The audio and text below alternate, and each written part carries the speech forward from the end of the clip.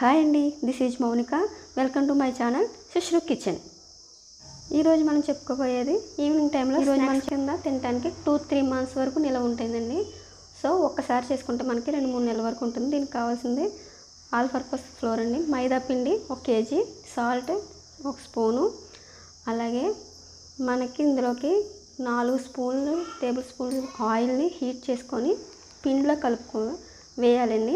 దీనివల్ల ఏంటంటే గుల్లగా వస్తాయండి, బాగుంటాయి. టేస్ట్ కూడా ఏంటంటే గట్టిగా రాకుండా మెత్తగా మనకి పొరల కింద ఉంటుంది కదా, అలా గుల్లగా రావడం కోసం వేడి చేసిన ఆయిల్ వేసుకోవాలండి. దాన్ని వేసుకున్న తర్వాత మొత్తం పిండినంతా చూసారు కదా, వీడియోలో చూపిస్తున్నట్టుగా కలుపుకోవాలి. ఎక్కడ కూడా ఉండలు లేకుండా నీట్గా మొత్తం ఆయిల్తో కలిపేసుకోవాలి. చూసారు కదా, ఎక్కడ ఉండలు లేకుండా మొత్తం కలిపేసుకున్నాం కదండి. ఇప్పుడు వాటర్ యాడ్ చేసుకుంటూ కొంచెంగా వాటర్ యాడ్ చేసుకుంటూ కలుపుకోవాలండి. పిండిని మరీ పలచగా కాదు, కొంచెంగా వాటర్ యాడ్ చేసుకుంటూ మొత్తం మిక్స్ చేసుకోవాలి. పిండిని వాటర్తో మొత్తం పిండిని మిక్స్ చేసుకుంటూ లిటిల్ బై లిటిల్ యాడ్ చేసుకోవాలండి. మరీ ఎక్కువగా ఒకేసారి వేసుకోవద్దు, దానివల్ల ఏంటంటే పిండి పలచనైపోతుంది కదా. దానికోసం మనం చపాతీ పిండిలాగా కలుపుకోవాలి. అలానే మరీ సాఫ్ట్గా కాదు, కొంచెం సాఫ్ట్గా కలుపుకోవాలండి. వీడియోలో చూపిస్తున్నట్టుగా మొత్తం మీరు మిక్స్ చేసుకుంటే సరిపోతుంది. చూసారు కదా, మొత్తం వాటర్ ఎక్కడైనా లేకపోతే చూసారా, అలా స్ప్రెడ్ చేసుకొని మనం వాటర్ మిక్స్ చేసుకోవాలి.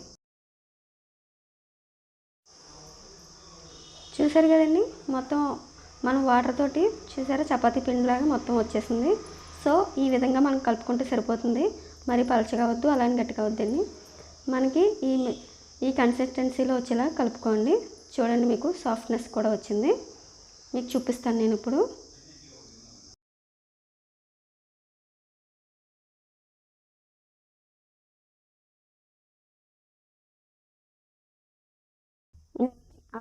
కన్సిస్టెన్సీ సరిపోతుంది మనకి, అంతే. ఇంకేమో కలుపుకున్న తర్వాత మనం ఇప్పుడు చపాతీగా చేసుకోవాలి. ఎంత పలుచగా వీలైతే అంత పలుచగా చేసుకోండి, మరి థిక్నెస్ వద్దు, పలుచగా చేసుకోండి. మీకు ఎంత వీలంటే అంత పలుచగా చేసుకోండి, షేప్లో అయినా పర్వాలేదండి. మీరు చేసుకుంటూ వస్తే దాని తర్వాత కట్టర్ తోటి మొత్తం షేప్స్ కట్ చేసేసుకోవచ్చు మనం. చూసారా, మన చపాతీ ఆ విధంగా అంత పలుచగా చేసుకుంటే సరిపోతుంది.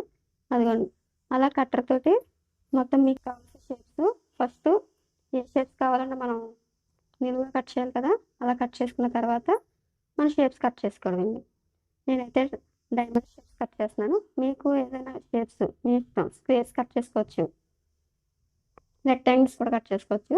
నేనైతే డైమండ్స్ కట్ చేస్తున్నానండి. కట్ చేసుకున్న తర్వాత మొత్తం ఆయిల్ని ఒక ప్లేట్లో వేసుకొని ఆయిల్ హీట్ చేసుకోవడానికి మనకు డీప్ ఫ్రైకి సరిపడంత ఆయిల్ వేసుకోవాలి. ఆ ఆయిల్ హీట్ అయిన తర్వాత చూసారు కదండి, మొత్తం అన్నిటిని స్లోగా వేసుకోవాలి. వేసుకున్న వెంటనే కలపకూడదండి, కొంచెం సేపు వదిలేయాలి. వటవటగా ఆయిల్లో తేలుతాయి. చూసారు కదండి ఎలా తేలుతున్నాయో, చూసారా ఎంత బాగా పొంగుతున్నాయో, అంటే మనం కలిపిన మెజర్మెంట్స్ అన్నీ కూడా పర్ఫెక్ట్గా వచ్చాయి. ఇప్పుడు ఇదిగోండి, ఇది కూడా అంటుకోలేదు. చూసారా, దేనికి దానికి సపరేట్గా ఉన్నాయి.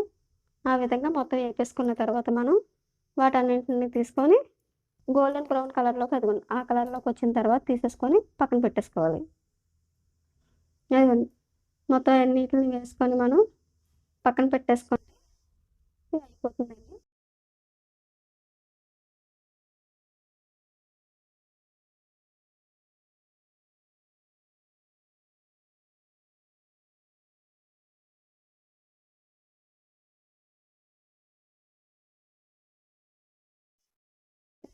అలా పక్కన పెట్టేసుకున్న వాటిలోకి కొంచెం పించ్ ఆఫ్ సాల్ట్ వేసుకొని, కొంచెం కారం వేసుకొని కలిపేసుకుంటే మనకి చిప్స్ రెడీ అయిపోతాయి.